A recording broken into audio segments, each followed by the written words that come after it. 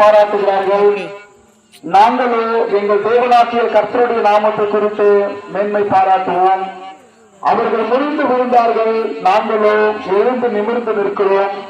கர்த்தாவே ரட்சியும், நாங்கள் கூப்பிடுகிற நாளிலே ராஜா எங்களுக்கு செவி கொடுப்பாராக.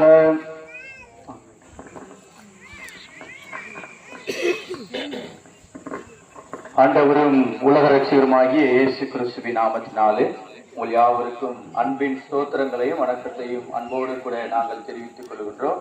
பிரியமானவர்களே, இந்த ஆண்டு சிலுவை கொடியை ஏற்றுகின்ற அருமையான திருமிக அலெக்சாண்டர் அவர்கள், அவருடைய துணைவியார் லலிதா அவர்கள், அவருடைய பிள்ளைகள் லாவண்யா, கயல்விழி, கவின் அவர்கள் இந்த ஆண்டு சிலுவை கொடியை ஏற்றுகின்றார்கள்.